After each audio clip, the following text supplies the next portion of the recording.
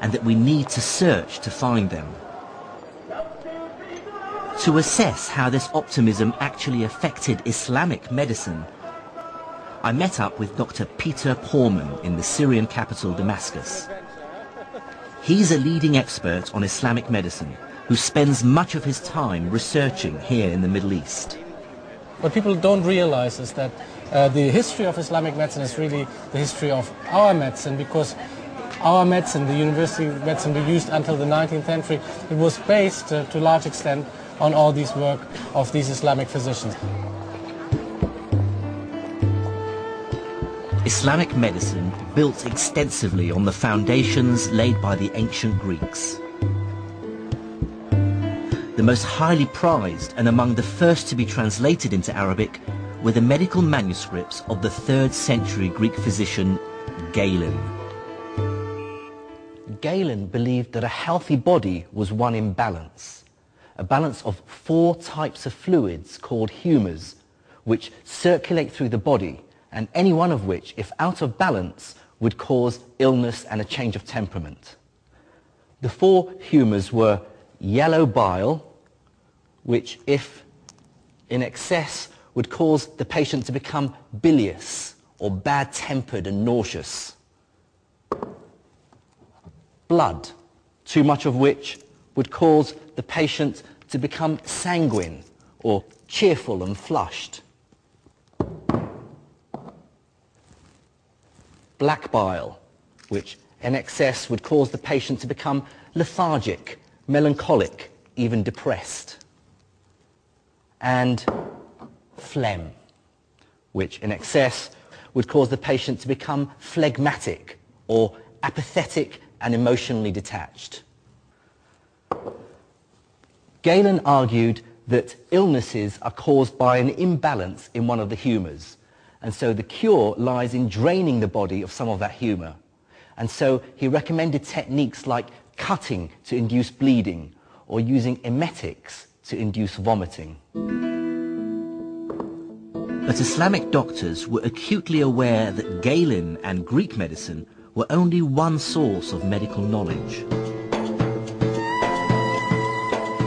There were other traditions of medicine that they were equally keen to incorporate into their understanding of how the body functioned. Medieval Arabic texts refer to wise women, folk healers who provided medical drugs.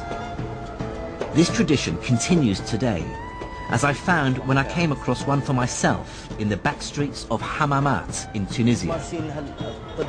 This is Arafat Nabil. She's been running her shop selling medicinal herbs and spices for over 20 years.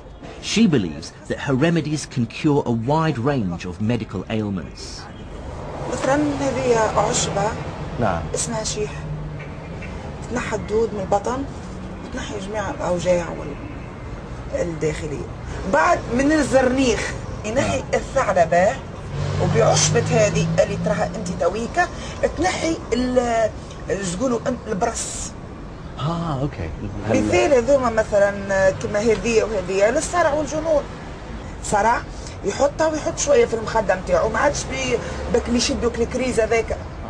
وفي يعني مثلا من العصر اليوناني اقدم منها ما تستعمل ولا لو والله ايش نقول لك كل ما هو قديم في الاعشاب انا نتبعه. فهمتني؟ باش نزيد معلومات. In the back streets of Tunisia, this knowledge is still being used. But medieval Islamic doctors were also aware of other traditions of medicine from China and India.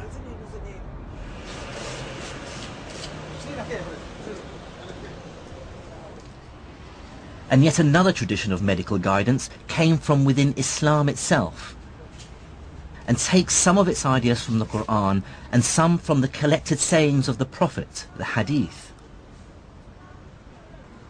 In a bookshop in Monastir in Tunisia, I found a copy of a very popular book, available right across the Islamic world. This book is called The Prophet's Medicine, and see how old it is. The author was born between 691 and 751 Hijri, which places him in the 14th century. Here's an interesting bit where it deals with the plague. فإذا سمعتم به بأرض فلا تدخلوا عليه وإذا وقع بأرض وأنتم بها فلا تخرجوا منها فرارا منه. It says, if you come across a land where the plague has come down, then do not enter that land. And if the plague comes down onto your land and you're there, then do not leave your homes in the hope of escaping it. So it sort of makes a lot of sense. But here's quite an amusing part. It deals with epilepsy. And it says that the Greeks, or Galen, believed that epilepsy originated in the brain. So, however, they were ignorant. They didn't realize the true cause of epilepsy, which is the possession of the body by evil spirits. And it talks about the cure for epilepsy being exorcism. Hardly scientific. But Islam's most tangible contribution to medicine is less in its specific remedies and more in its overarching philosophy.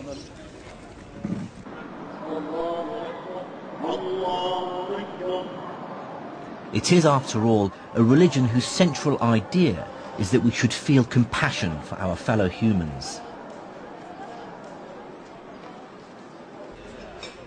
And accompanied by Dr. Peter Porman, I'm going to see a physical bricks and mortar manifestation of medieval Islamic compassion.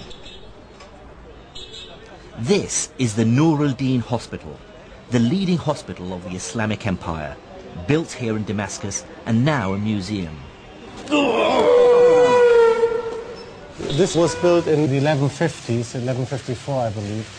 One of the ideas which are stipulated in Islam is the idea to be charitable, and charity, zakah, yes. Exactly, and it's an obligation to give alms and stuff like that. Yeah. And so if you're a ruler or if you have a lot of money, what you could do is obviously you could really be charitable and set up like a nice hospital like this one.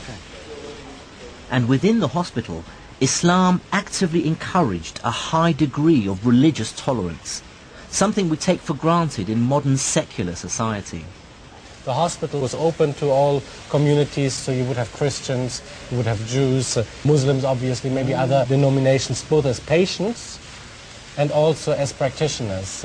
Like a Christian studies with a Muslim says my best student was a Jew, and so the medicine which was practiced here transcended religion. I mean, typically, how many physicians would there be? Well, it depends. Well, like for certain hospitals, we hear figures of like 24 or 28 physicians. Yes, the physicians would do the rounds in the mornings, you see, do their prescriptions and stuff like that. Yes, hasn't changed over the ages. Yeah. As a result of the translation movement, those physicians now became aware of the latest remedies from as far away as India and China. And as the new drugs filtered in from the rest of the world, hospitals started to set up a new kind of facility within their walls, the pharmacy. So this notion of a pharmacy in a hospital, is that a new innovation? Well, the whole package, certainly, that's new. And what is interesting, if you look for innovation, again, like on the level of pharmacy, if you look at Baghdad or even Damascus, it's at this crossroad of cultures. So loads of new things come in, like musk, for instance, myrobalan. You have like Indian drugs. There's like an Indian pill, for instance, which is good against headaches and like bad breath, but also gives you sexual appetite and stuff like that. So cures your headache.